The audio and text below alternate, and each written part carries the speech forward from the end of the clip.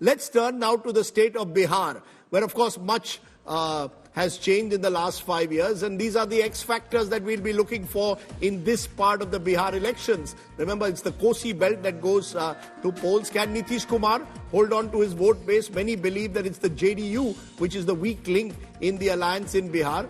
Can Team Tejaswi go beyond the Muslim Yadav vote bank? Tejaswi Yadav has been campaigning frenetically in this part of Bihar. Does Narendra Modi remain the most appealing leader, especially to aspirational voters? Will youth become a decisive force? Does caste remain the dominant factor? Sanjay Kumar, your home state, so you should know this better than anyone else.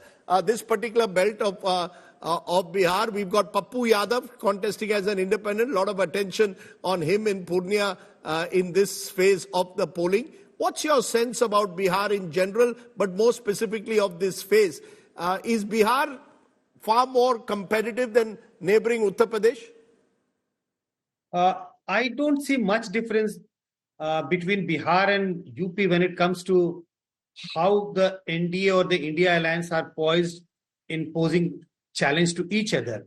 If you look at the Bihar, in Bihar also, if I look at the alliance between RJD, Congress, left and smaller other parties, numerically, if I go by the electoral arithmetic, it's a very weak alliance compared to the other alliance, which is the NDA alliance, which has the two formidable partners, BJP and JDU, and then there are other smaller regional party. So electorally, NDA seems to be far ahead compared to the India alliance in Bihar. Second, I don't think that there is a very positive narrative. Yes, compared to if I look at the image of the India alliance partner in UP or in Bihar, I think there's slight more positive image about the India alliance in Bihar, because Tejaswi is seen as a formidable leader now. There's no negativity about Tejaswi Yadav. So, but I think it's not enough to wean votes away from BJP or JDU, and that vote is not getting transferred to the India alliance partner. If that doesn't happen, I think there would still be a huge gap between the vote share or the support base of NDA and the India alliance partner.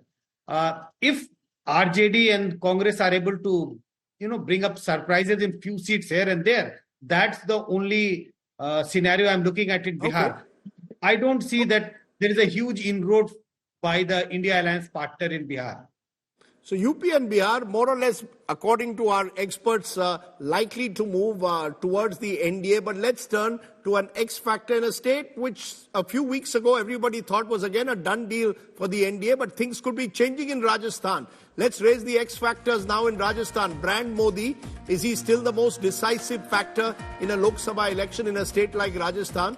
Will a divided and weakened state leadership, though, hurt BJP? We've not seen much of Vasundhara Raje on the campaign trail this time. Are caste loyalties re-emerging as deciding factors? The Jat vote, the Gujjar vote, are they switching in some parts? Will local issues play a role? What about rebels and independents make an impact? Also the tribal vote in places in and around Dungarpur, Udaipur, how will that play out? Rahul Verma, in 2019, BJP sweeps 25 out of 25. Now the reports, even after the first round, is there are at least 3 or 4 seats that were competitive out of the 12. And there are reports that in seats like Baswada, where you've got the BAP, which is the strong tribal group emerging, again competitive. Is Rajasthan one of the states which could pull off 1 or 2 surprises? Rajdeep, it depends on what our definition of surprise is going to be. See, it is of course difficult for any party to get 100 out of 100 every time, right? So because BJP has done that in 2014 and 2019, to be able to repeat the same level of performance third time is difficult. And yes, there are reports both on social media and any journalist you speak to that in certain seats, the elections have become much more localized and it has become competitive. But there are still no signs, or I haven't at least heard, that Congress campaign has suddenly got so much energized that they can sort of like win equal number or more seats than BJP. So to me, given the gap that BJP has in Lok Sabha election in 2019 in comparison to Congress, it would be hard for the Congress to be able to swing that, bring that kind of swing. And especially in a condition when BJP just won the Vidhan Sabha elections in 2023. Yes, these local level factors and rebels are going to make some seats much more uncertain.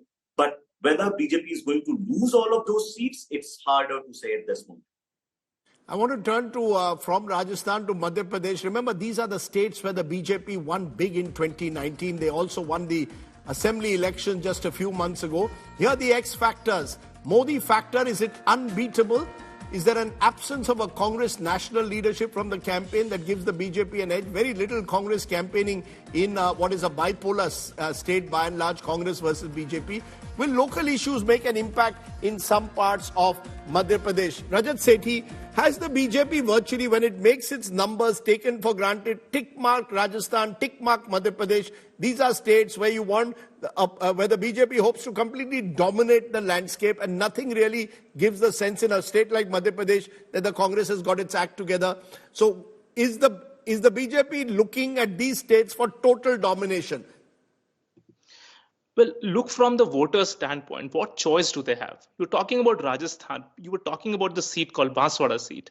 Congress went at the last stage into an alliance with the BAP party, the Bharat Adivasi party, and their own, leader who got the form AB refused to return and refused to withdraw from that contest. That is the control of Congress's high command on their cadre base, their leadership on the grassroots. So voters clearly don't have a chance. Similarly, in Madhya Pradesh, after the 2023 assembly elections, where they were hoping out of thin air that they are going to swing back into power, but the results were almost a 3/4 majority for the BJP. After that, the complete leadership shift that has happened in the Congress party, they're still reeling to take control of the organization. The old war horses are not relinquishing their positions, and the new ones are desperate to latch on to. In this confusing state of affairs, where do you see them posing up a challenge before the BJP? I don't see it. So all of these typical North Indian underbelly seats are going to give sort of a clean sweep to the BJP, barring one or two here and there, which become deeply local because of certain local issues here and there. But Right. largely speaking, Madhya Pradesh, Rajasthan, Uttar Pradesh, Bihar, it would be consistent. A consistent BJP sweep is what I anticipate. And remember, both 2014 and 2019, the BJP won more than 90% of the seats here. Uttar Pradesh, a slight exception in 2019 because of the Samajwadi Party BSP alliance. But really, it is in Madhya Pradesh and Rajasthan that the BJP will hope to completely dominate its opposition and get the momentum that it needs. So if the opposition is looking at the southern states to give it some momentum, in North and Central India, the BJP hopes to establish its base.